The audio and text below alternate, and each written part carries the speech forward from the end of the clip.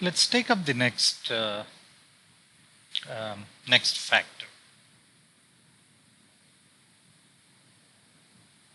Okay, and the next factor that we're going to take is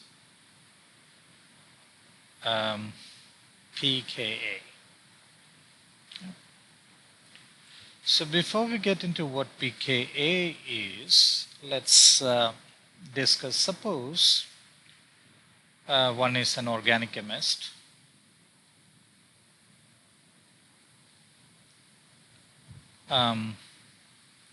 who is synthesizing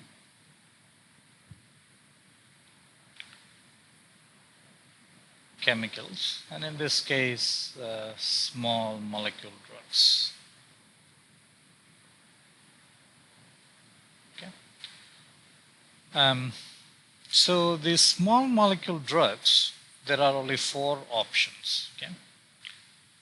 So either the drugs could be, say, strong acids, could be strong bases, or weak acids or weak bases. Okay, so broadly, the only option available to the organic chemist would be to synthesize molecules which are either strong acids, strong bases, weak acids, or weak bases. Now, what's the problem with this? Let's see. So if they are strong acids or strong bases, then these agents are corrosive. Okay. So let's take the first one and then discuss further. Let's take the case of a strong acid. So what is an acid? An acid is something that it's a chemical that can donate protons. Okay? So anything that can donate protons is an acid. So what's a base then? Which can accept the proton. Okay, so anything that accepts the proton is a base. Okay, so bases, what are they? They can accept protons. And strong acids, they can liberate protons, and strong bases can absorb protons. So why do we call them strong? So we call them strong because they are completely ionized.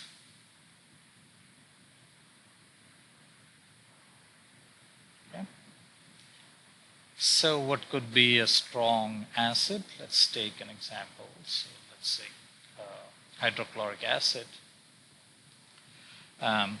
Now hydrochloric acid, if we put it in water, it will ionize into hydrogen ions and chloride ions. Okay, so suppose it's a dilute solution, the entire HCl will be converted to this charged species. So it completely ionizes. So if it completely ionizes, we call it a strong acid. So what's a strong base then? Let's take a strong base like sodium hydroxide, and similarly we put it into a large quantity of water, and then what would happen is there would be a complete dissociation into this species, the sodium ion and the hydroxide ion. So these are strong bases and strong acids, but we said they are corrosive. So if we administer them to a patient, or the patient ingests it, then if it's a strong acid, then it can cause necrosis. Okay, it can cause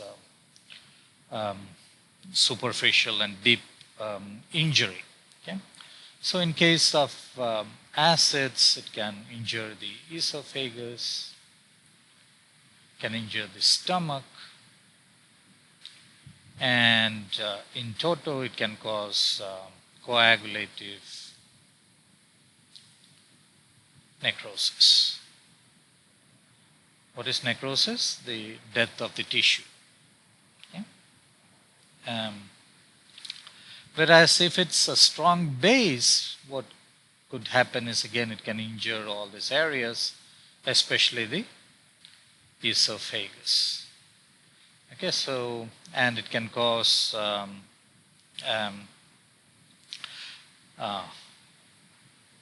liquefactive necrosis. Okay, so uh, so what it does, what happens is the strong base combines with the proteins, and it can cause liquefactive necrosis, and it's basically a deep injury. It causes deep injury.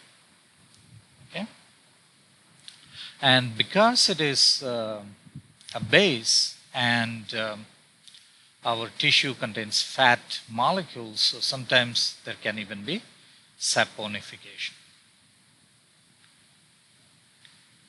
Okay, so if it gets into the blood vessels, then it can cause even hemostasis. So the blood vessels wouldn't be able to supply blood to the tissues. Okay, so the point is, strong acids and strong bases, they are not very good drugs. Okay, they are corrosive, and therefore they are not. The body does not tolerate them. Body can't tolerate. Okay, in high concentrations. Okay? So that's the problem with strong acids and strong bases. So remember here we're talking about oral ingestion. Okay?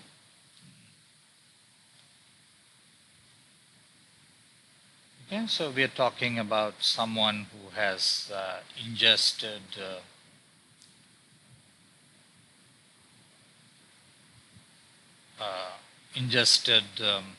strong acid or strong base. Okay,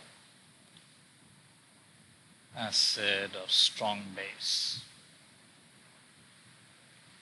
Okay, if someone ingests strong acid or strong base, then in the esophagus and stomach, if it's an acid, there can be coagulative necrosis, and if it's a strong base, then most likely the patient would have liquefactive necrosis. And both these are not very compatible with the human body, so this wouldn't be an option.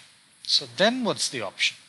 Then the option is for the organic chemist to synthesize weak acids and weak bases. So what's the problem with this then? So the problem is, if we look again, if we draw the pathway for the drug to enter. So someone ingests the drug orally per oral administration.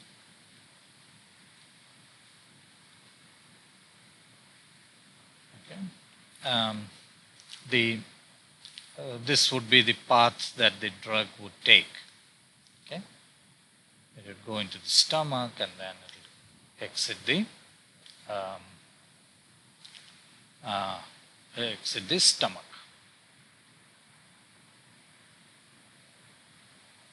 Okay, so that would be the path that the drug could typically take. Okay. Okay, so the path that the drug typically takes. But the issue is the pH varies through the length of the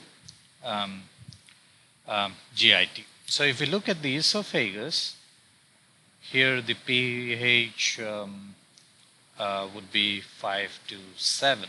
Okay. If we come to the stomach, the pH would be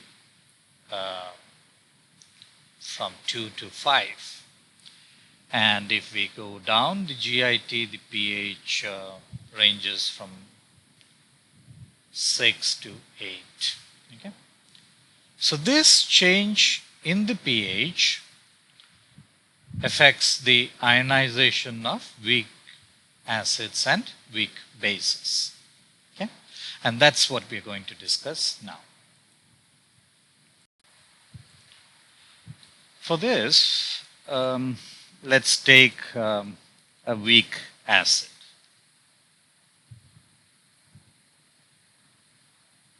Okay. A weak acid is by definition something that does not ionize completely in water. Okay. So we take a weak acid and let's write the equilibrium, a bit of chemistry. Okay, so let that be an acid, a weak acid, and we're putting it into maybe a beaker of water. Okay, so acids are usually added to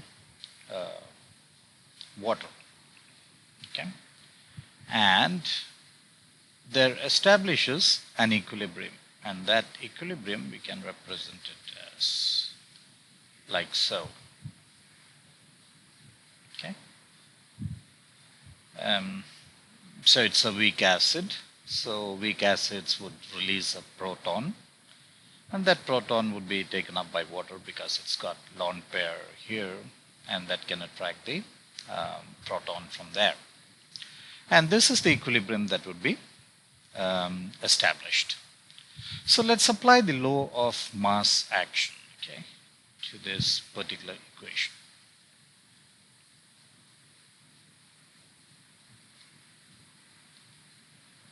So the law of mass action says that the rate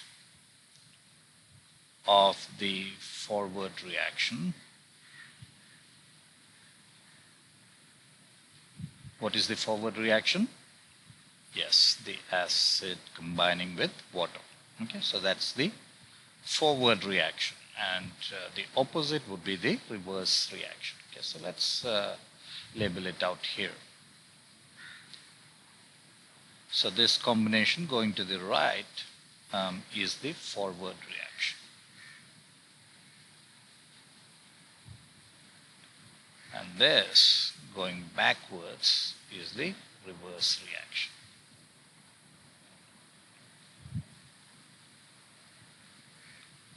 Okay, so yeah, so the rate of forward reaction, meaning how much the reactants are consumed to form the product, the rate with respect to time is called the rate of forward reaction. And this rate is proportional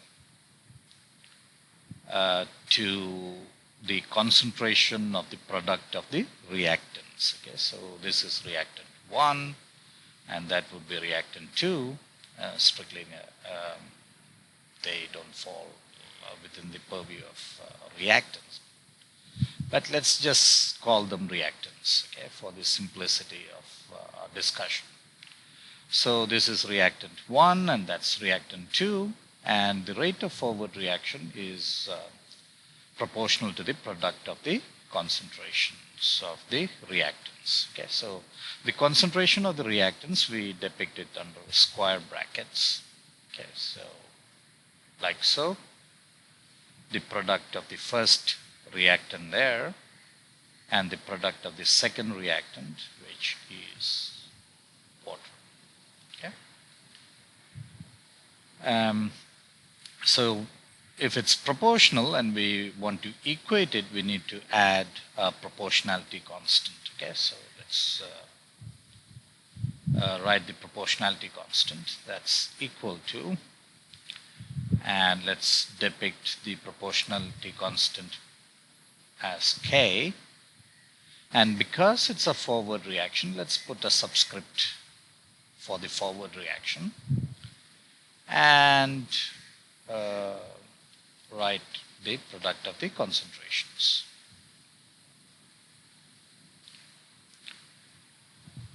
And let's do the same for the reverse reaction.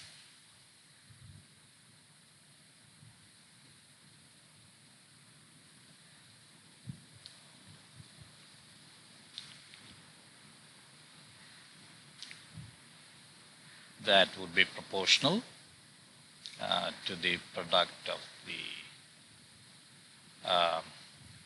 reactants here, which go in the reverse direction, and that's the concentration of the protonated water. Okay. And the conjugate base. Okay. So an acid releases its proton, and whatever remains is called the conjugated base. So the concentration of the conjugated base, and again, as before, we put the proportionality constant, and now, because it's a reverse reaction, we put a subscript R, and the rest of the equation remains the same. Okay. So here the double-sided arrow indicates that this is an equation of the equilibrium condition. Okay. So what is equilibrium? Equilibrium is when the rate of the forward reaction equals the rate of the reverse reaction. So that is called an equilibrium. Okay. So at equilibrium,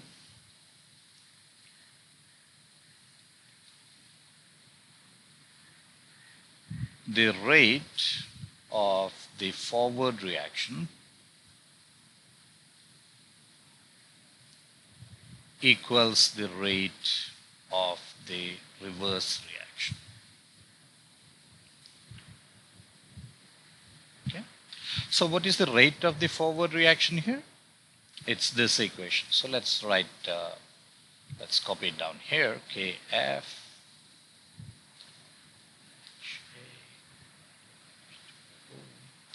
this equals the reverse reaction. What's that?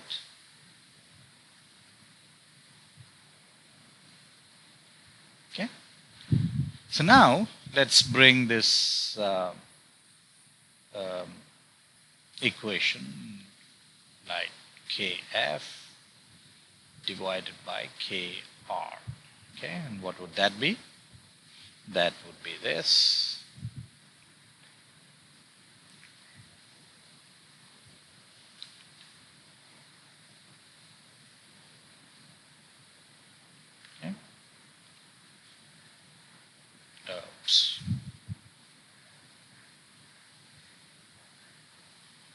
Okay, so Kf by Kr would be that divided by that. Okay, so let's write it here. Oops.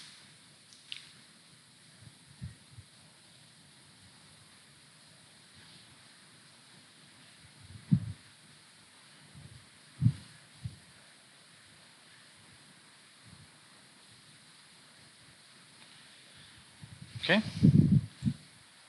So these are both constants. So at the same temperature, if the temperature remains constant, then this this factor Kf by Kr would also be a constant. Okay? And that constant we depict by Ka. Okay? So this Ka is called the association constant.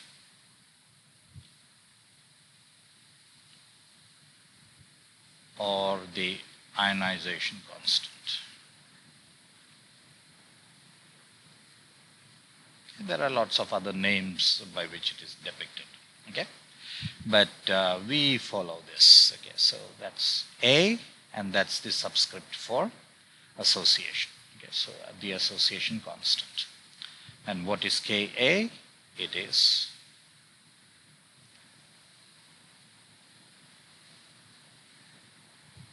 okay. Now we do an approximation. So this reaction happens in a very dilute solution. Okay, so if the solution is dilute, then we can assume that the concentration of water is constant. Okay, so this can be removed from the equation. Because this is a constant, it doesn't enter into the calculation if we approximate that the solution is very dilute. Okay. So this equation would reduce to this. Okay. So some things become very apparent. Now we are talking about a weak acid. Okay. So a weak acid, we say this is the association or the ionization constant. Now what about a strong acid? So a strong acid would have greater ionization, okay, which means um, a weak acids would have less Ka values than strong acids, okay. So the magnitude of Ka, okay, so the magnitude of Ka is proportional to the strength of the acid. Okay, meaning stronger acids would have a greater value of Ka.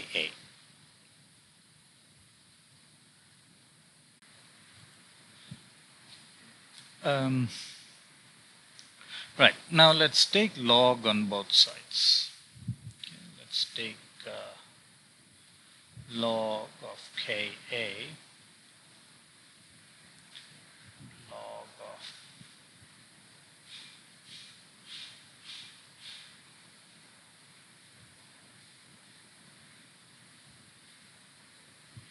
okay. Now this whole equation here is in the form of log A by B. Okay. So what's log A by B? Log A by B is log A minus log B. Okay. So let's rewrite this. This would be log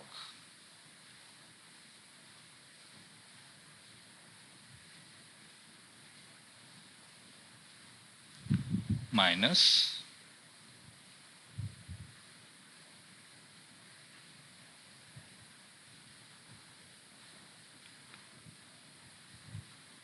okay.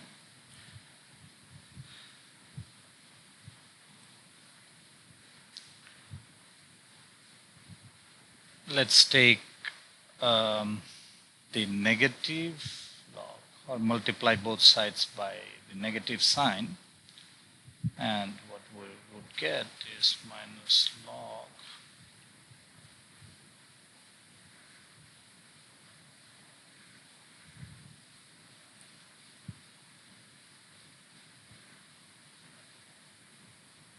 okay.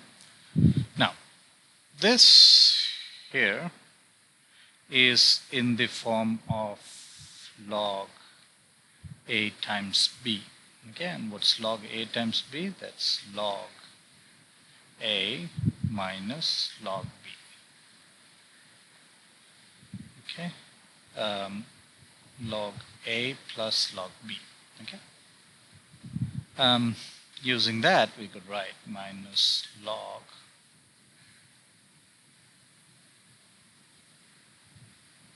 okay. Let's take this minus sign outside, plus log okay,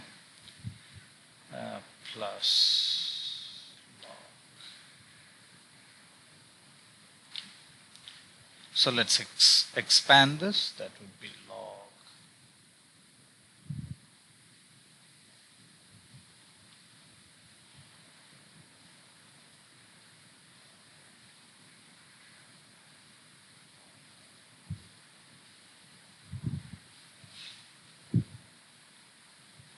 now. The negative log of the ionization constant is depicted as pKa. Okay? And the negative log of the proton concentration, that is pH. Okay? So minus log plus log. Okay? Let's write the equilibrium equation again. And what's the equilibrium equation.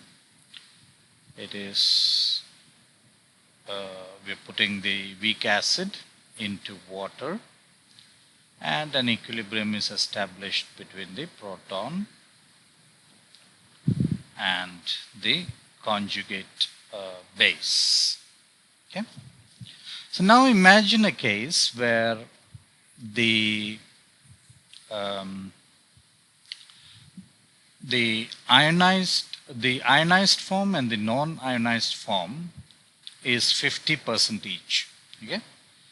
So if the value of this is 50% and this is 50% as well, then this equation reduces to pKa equal to pH. Okay. So when the pKa is equal to the pH, then 50% of the weak acid is ionized and 50% of the weak acid is non-ionized.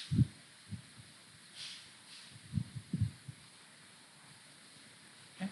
So when pH equal to pKa, then 50% of the weak acid is ionized and 50% is non-ionized. Okay.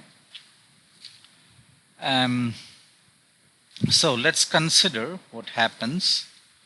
Let's imagine there is this person. Okay, and this person is consuming a weak acid, aspirin.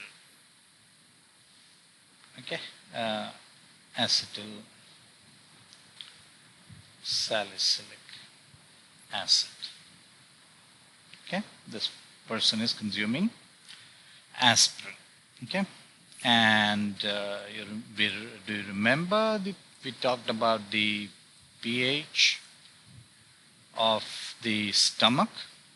So we said it's between 2 and 5. So in some references we find that it's between 1.5 and 3.5. So let's take an average of this. So we would arrive at 2.5. Okay, so that is the pH of stomach. Okay, and in some references this pH is stated as being 7 to 8. So let's take an average of that as well. That would be 7.5. Okay, so the pH in the intestine, for the purpose of our illustration, we say that the stomach has got a pH of 2.5 and intestine has 7.5.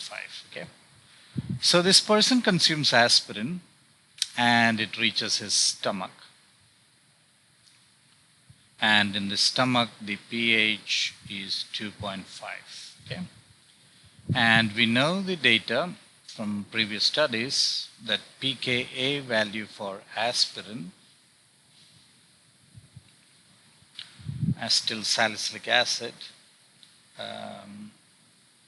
is 3.5. Okay, so it means that if the pH was 3.5 and the pKa of aspirin is 3.5, in this case, in this condition, 50% of aspirin will be ionized and 50% aspirin will be unionized. Okay, so this person is consuming aspirin. It's going into the stomach, and the stomach has got a pH of 2.5, which means in the stomach concentration of the proton is high, okay, compared to aspirin. So let's look at the equilibrium equation again. What's the equilibrium equation? this we're putting into water, and the equilibrium is, okay. So we are depicting the weak acid aspirin as HA. Okay. So in the stomach, the pH is high. That means in the stomach, the concentration of this is high. Okay. So if the concentration of protons is high in the stomach, what happens to the weak acid? Yes, the reaction proceeds in the reverse direction. Okay. So when there is excess of acid, the reaction goes predominantly in the left hand side. So in the left hand side, what do we have? We have unionized aspirin.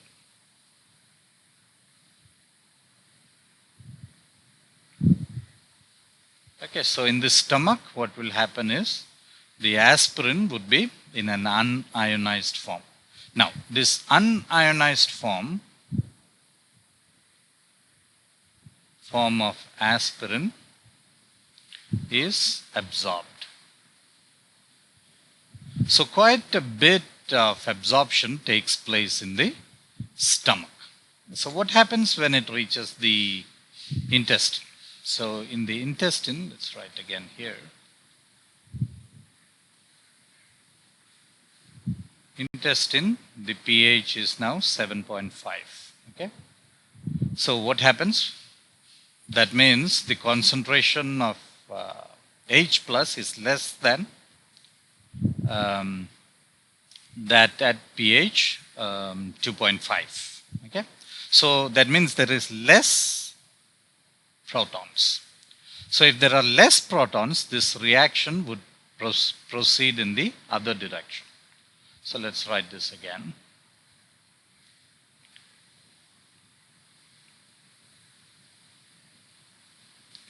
So when the pH is high, that means the hydrogen ion concentration is less, then the reaction proceeds in the forward direction. Okay.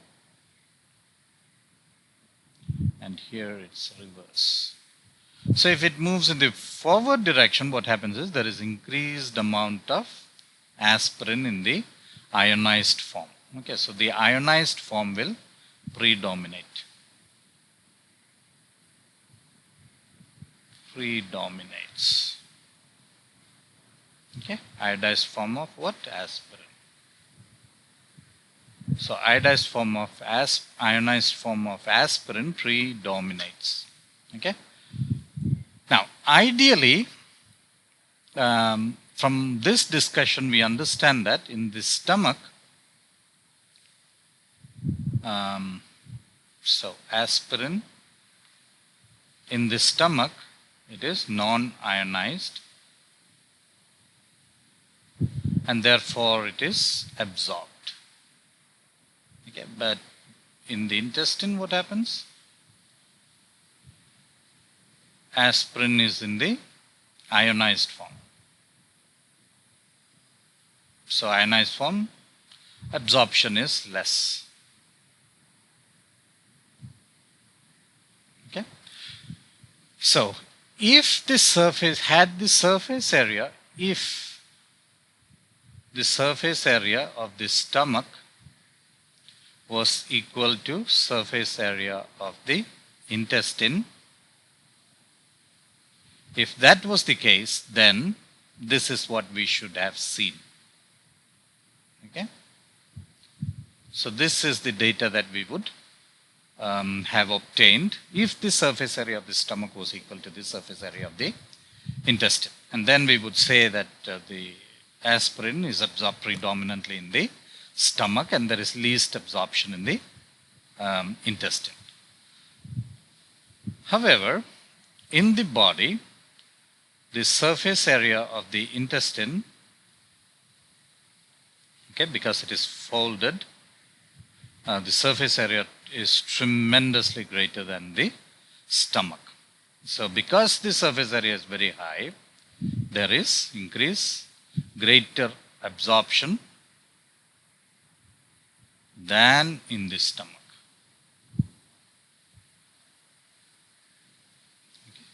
So the reason is not so much as the pKa value, it is more to do with the surface area.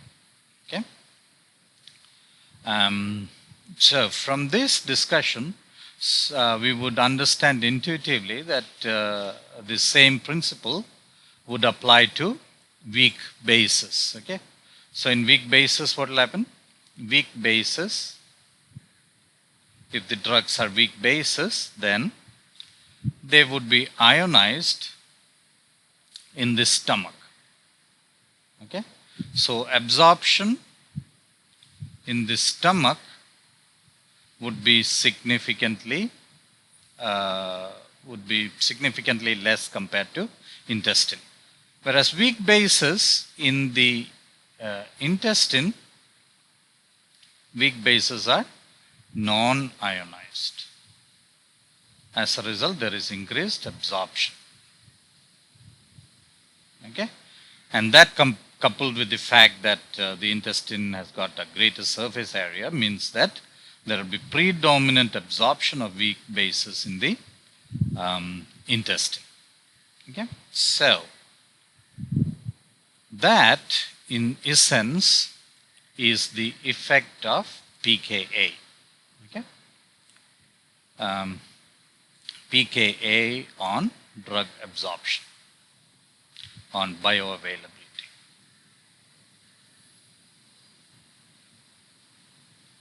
Okay, so what is pKa again?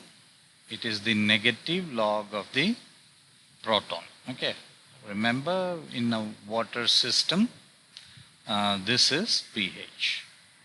Okay, which means strong acids would have reduced pKa. Okay, so strong acids usually have negative values for pKa, whereas weak acids are more positive. Okay, so that's the point that we need to remember. So we have now understood how pKa influences bioavailability. Before we go into the next factor, we also need to remember a caveat here, that in addition to weak acids and weak bases, there are also salts and polyprotic acids that are drugs. Okay? But for the sake of brevity in our explanation, we would go with the fact that most of the drugs are weak bases and weak acids. Okay? But remember that that's not the whole story. All right? Okay, so now we need to go and look at the next factor that influences bioavailability. Okay, the dosage form. So dosage form refers to the physical form in which the drug is administered to the patient. So as a rule of thumb, aqueous preparations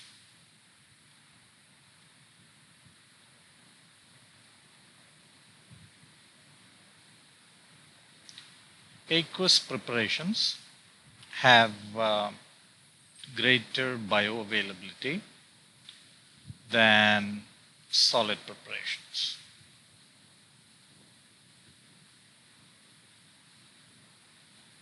Okay.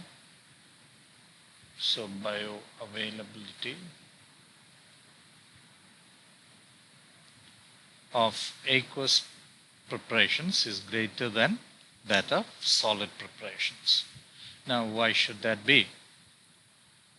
Because we discussed earlier that solid preparations, say a tablet, needs to disintegrate and then it needs to dissolve before it gets absorbed. Okay. So aqueous preparations, it's already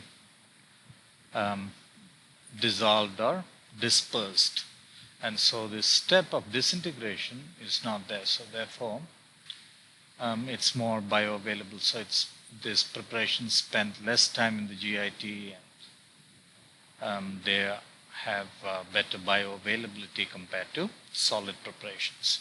Now, solid preparations range from powders to capsules to tablets, and there are special tablets called enteric coated.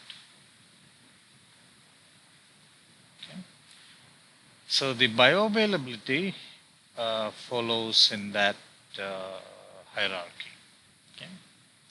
So powders have more bioavailability compared to capsules, which in turn are more bioavailable than tablets, which in turn are more bioavailable than enteric coated.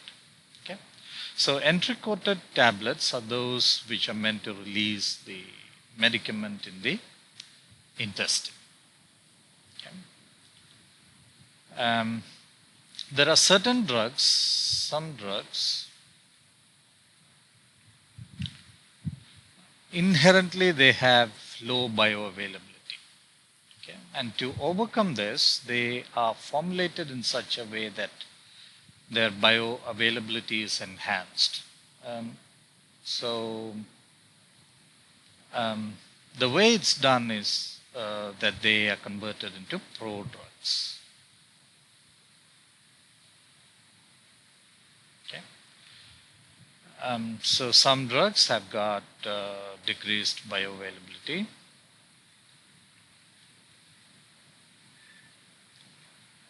And therefore they are formulated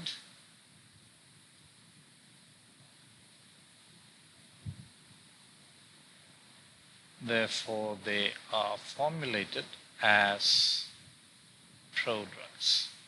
And so these prodrugs have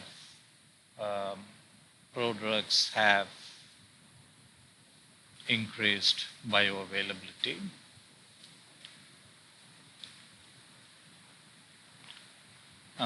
compared to the parent drug. Okay. And do we have examples? We certainly do. Let's look at some examples.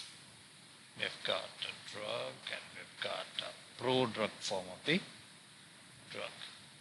And what examples are we looking at? Let's look at some like very familiar one, phenytoin. And that is formulated as phenytoin phosphate.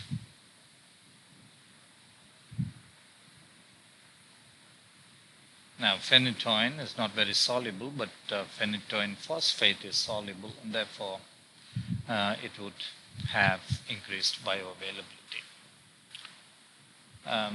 Let's take an antiviral drug, acyclovir. Okay. So acyclovir has got bioavailability around 20%. Okay.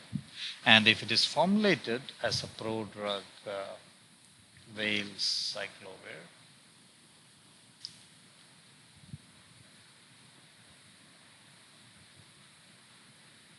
then this form of acyclovir has got a bioavailability approaching 60%. Okay. There is another one similar to phenytoin, clindamycin.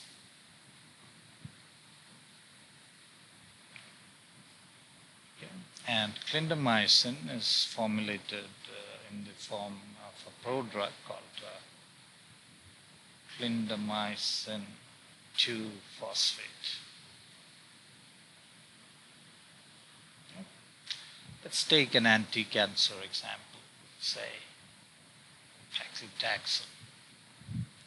Okay, so this is formulated in the form of paclitaxel. Okay, what is PEG? Polyethylene glycol. Okay. So, again, another rule of thumb, prodrugs have increased bioavailability. Okay. And these are some of the common examples. There are lots, but it helps to remember at least a few of these. Okay. So in dosage form, there are two terms that is often encountered. One is called pharmaceutical equivalent.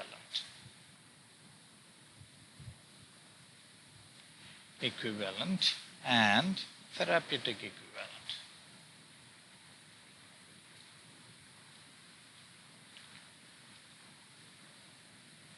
Okay. So, these are often terms that get associated with formulations. Okay. So, what's a pharmaceutical equivalent? A pharmaceutical equivalent is an identical dosage form.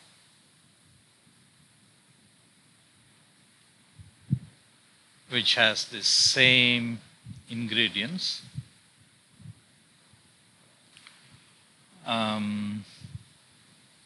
in the same dose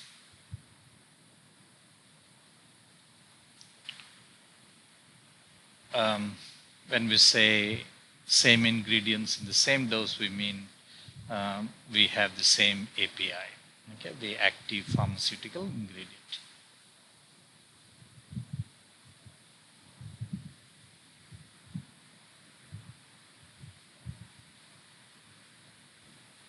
Okay, it has got the same dose, it's the identical dosage form, meaning it is administered by the same route. Okay. So that is the pharmaceutical equivalent. So let's take an example. Say there is a tablet here, tablet A manufactured by manufacturer, say X, and there is a tablet B manufactured by Y. Okay, and if these tablets, let's say these are both paracetamol tablets.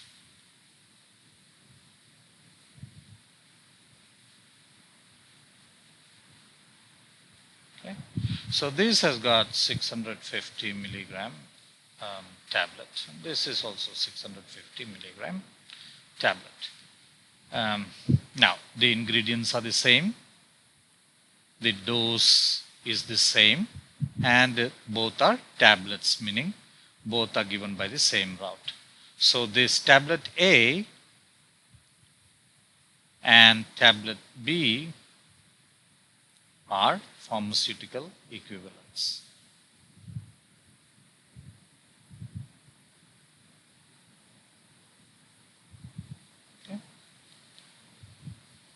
So what are therapeutic equivalents?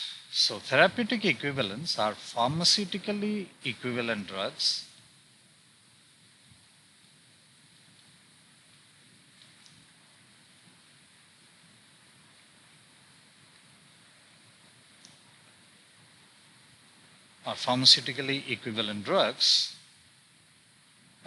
that have similar bioavailability.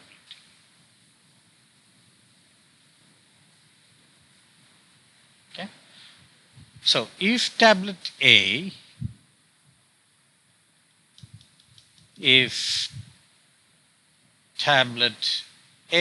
and tablet B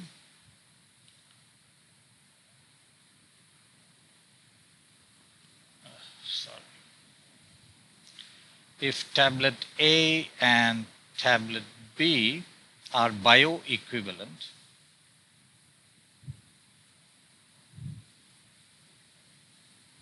then we say that they are therapeutic equivalent.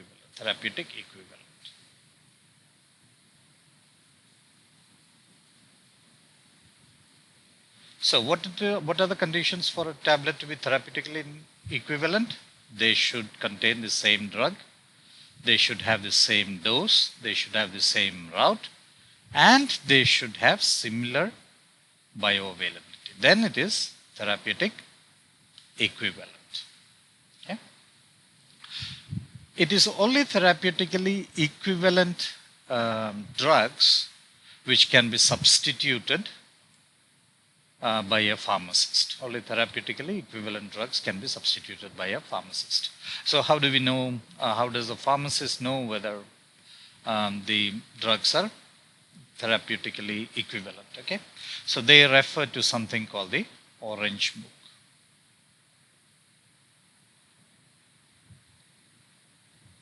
Okay, so what's this Orange Book? It is a book containing therapeutic equivalence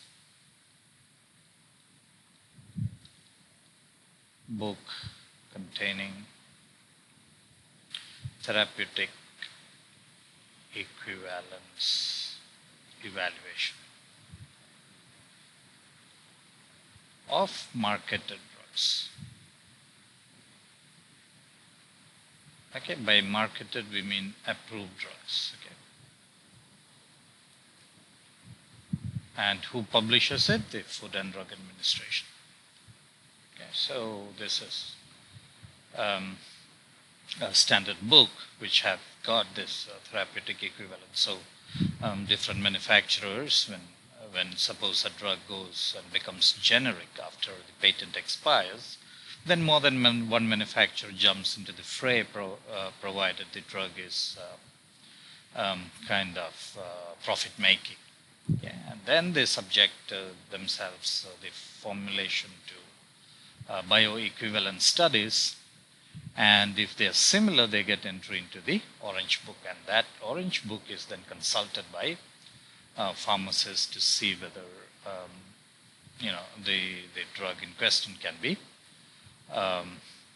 substituted by another drug. Okay.